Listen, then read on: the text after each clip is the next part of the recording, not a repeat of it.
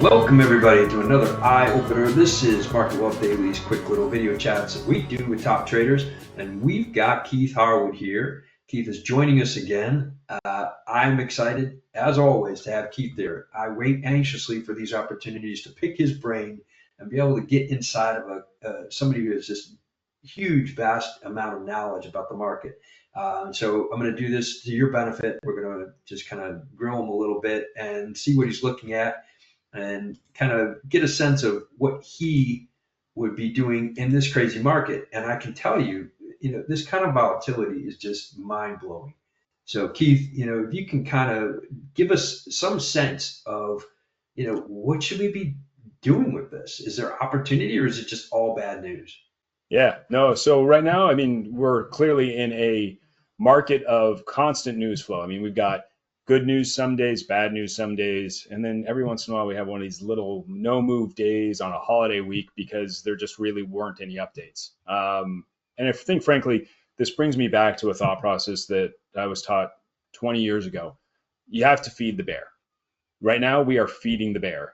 When things with China seem to get a little bit stale, all of a sudden we're going after the FOMC. When things with the FOMC escalate enough and China starts to, get boring, there's going to be some other target that just helps feed the bear and gives them some ammo to continue to press the market. But then we have these bounce backs. And over the long haul, I do expect that this market will right the ship in the long haul. The question for all of us right now, though, is when does that begin? So, for me, I look at the charts and just say, look, I got to trade these charts, trade what I know, trade what I can see. Right now, the S&P 500 bounced back off of the low from the day after we cut tariffs on everybody. So, okay, that now gives me a support level that I can trade off of. And we've bounced back a little bit today. Seems like things are kind of calming down with China. People are talking about maybe these tariffs can start to make some progress. So, I look for just an opportunity based upon that. And I go straight to FXI. So this is an ETF that is holding a bunch of Chinese stocks. It's been absolutely demolished over the last, month, as is everything. Got really pushed down. Started getting a lot tighter ranges, though, as some of that news flow was more based upon other stuff. It was talking about the Fed. It wasn't talking about China yesterday, so it didn't go down. Today, retesting this 20-day moving average, looks like maybe there's a turnaround coming. So, with all of this, even though there is risk here in China, I think that there is an opportunity as well to recover maybe back towards this level around $36. And that doesn't seem like a lot, but when you're looking at 8% rally potentially in the short term, that can really be leveraged with options. And I can define that risk in case things escalate. So I don't worry as much about the risk if I'm buying a call because I know exactly how much I can lose. I'm going to lose the amount that I paid for that option. So as long as I can do that for that potential return, I think that there is an opportunity there. And actually, I dived down one more degree and I went to Baidu. So Baidu has even more potential upside to me here, given the move that got hit. So it's dropped down to 76. It's back to 85. This looks like a stock that could get back into the 90s, 10-ish%. And it's been a pretty decent performer before the tariffs. It started to show some good potential upside. And then I actually went down to some artificial intelligence analysis. So I'll give you one step further. And I have this forecast toolbox that I use over at TradeSpoon.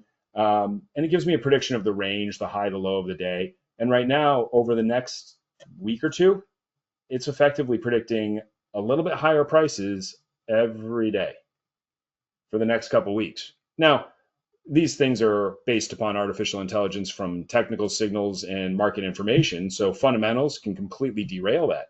But if this is something that could be predicted as a leader absent news in a sector that could bounce back absent news, and I can leverage that trade, I think that's got a great setup for me. And if I go out, say 2 weeks, I'm looking at the potential range here of 86 to 93 in a stock that's currently trading about 85. So feels to me like a safer way to play China if we start to dwindle down the news or even get a bullish news input, and then I can actually have a skyrocketing opportunity.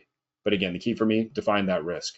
If I don't define the risk, then that's how I just get myself stuck to a bad position and end up potentially holding myself back from being able to trade something else better later. Yeah. That's exactly what I was looking for. So, it is very easy as a relative novice, as just an average trader, and Mhm. I feel like I'm decent at representing the folks that are watching this, just to get overwhelmed. I feel Mhm. overwhelmed. I look at this a lot, probably more than most. My brain is ready to explode. There's just too much going on, and everybody is skittish. Everyone is out there, and I've been calling this, making a point about the news events and how significant they are and how much of an impact they have is a really good point. Mhm. But the fact is, what you just did is you backed up. You took the basics of trading and in using kind of the basic concept and say, hey, look, it's down. Will it be down forever? Unlikely. Not on some of these stocks. If you not find the stock with the right criteria, it is unlikely to be down forever. And now is a time to look at it and use options to control that risk. If you're buying a falling knife, you are going to get cut, But Yeah. if you're using an option, you're saying, I'm not going to touch the knife, but boy, if it hits a spot where it starts going back up, I'm right there to grab it, Yeah. and I can get a hold of it. So, that's the kind of information that we all need in this. And it's just refreshing to hear that there is opportunity in this, that it's not a futile effort. Yeah. So I hope that all you guys out there watching this kind of take that to heart and know that you can slow things down a little bit and find the good opportunities. And Keith's got a great audience that he kind of helps out with this all the time. His new AI tool that he's been using, he referenced a little bit of it, but it is just Yeah. barely the tip of the iceberg of what that capability that he has put together can present. It's huge, huge opportunity there. So definitely take advantage of the Keith's information. We're going to put a link into some of his stuff on the email you saw the video in. So go back and take a look at that and take him up on it, because it's really useful stuff. I know the readers that are currently subscribed, we get a ton of great feedback from them, just about how informative and helpful he is. So I hope everybody is able to get in on that. But yeah, Keith, this is really helpful.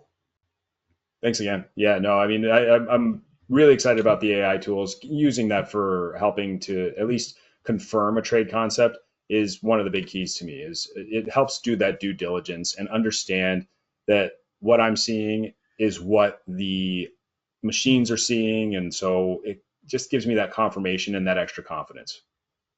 Yeah, and in any, I think we've learned as humans, let machines do the work, right? Hmm. It's not that you can't put a human element over it, which you do a great job of, and you have this massive amount of experience to then set the criteria that AI is basing its algorithm off of.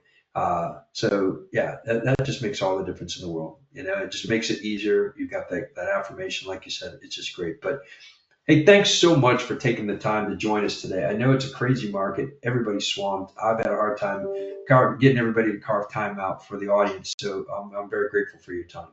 No, absolutely. Thanks again, John.